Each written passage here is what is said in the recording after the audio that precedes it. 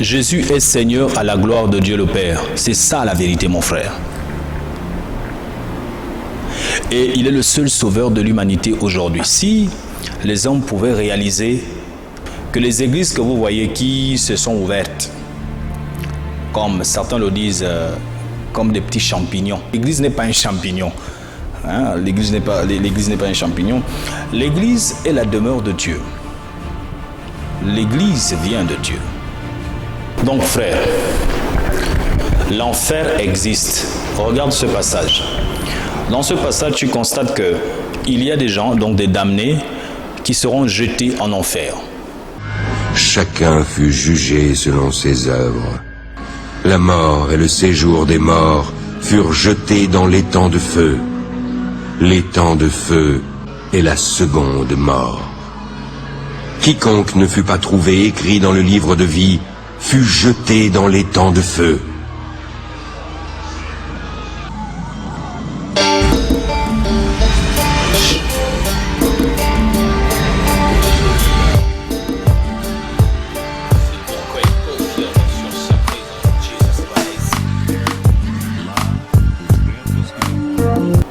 Vous voyez? Maintenant, dans ce passage que je vous propose, donc le deuxième, nous voyons que Jésus doit revenir, puisqu'il a déjà vaincu sur le plan naturel. Sur le plan naturel, il a vaincu le diable à la croix. Colossiens chapitre 2, versets 14 à 15.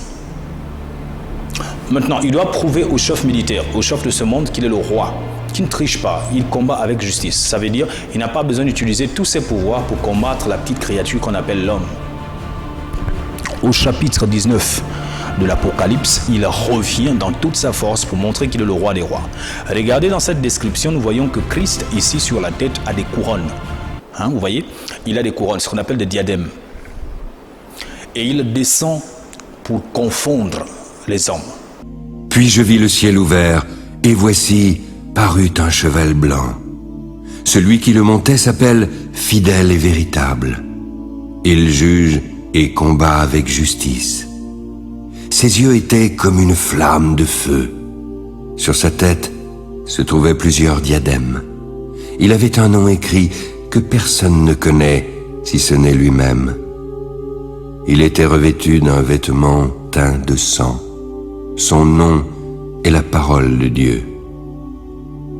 Les armées qui sont dans le ciel le suivaient sur des chevaux blancs, revêtus d'un lin fin, blanc et pur. De sa bouche sortait une épée aiguë pour frapper les nations.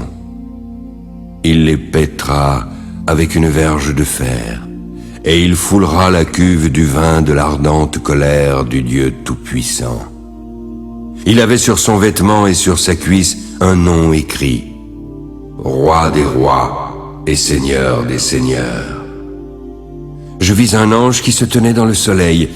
Il criait d'une voix forte, disant à tous les oiseaux qui volaient par le milieu du ciel, « Venez, rassemblez-vous pour le grand festin de Dieu, afin de manger la chair des rois, la chair des chefs militaires, la chair des puissants, la chair des chevaux et de ceux qui les montent, la chair de tous, libres et esclaves, petits et grands. » Puis je vis la bête et les rois de la terre, ainsi que leurs armées rassemblées pour faire la guerre à celui qui était assis sur le cheval et à son armée.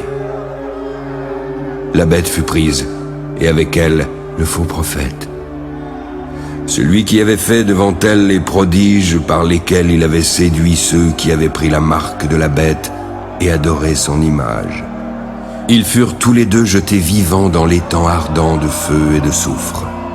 Les autres furent tués par l'épée qui sortait de la bouche de celui qui était assis sur le cheval, et tous les oiseaux se rassasièrent de leur chair. Donc, comme vous pouvez le constater actuellement, il y a tellement des armes puissantes qui n'ont jamais existé auparavant. Et tout ça, c'est pour préparer le jour de la grande guerre d'Armageddon. C'est quoi la guerre d'Armageddon? C'est la guerre des armes. Je ne peux pas, malheureusement, vous conseiller de rester chez vous, soigneusement, parce que la parole de Dieu, on l'écoute dans la maison de Dieu. Fais cette prière après moi, dis, Seigneur Jésus, je te remets mon corps, mon âme et mon esprit parce que je reconnais que je suis pécheur. Je pêche en pensée, en parole et en acte. Je suis une simple créature. Je veux revenir à toi. Fais de moi ta demeure. Fais de moi la personne que tu aimerais que je sois.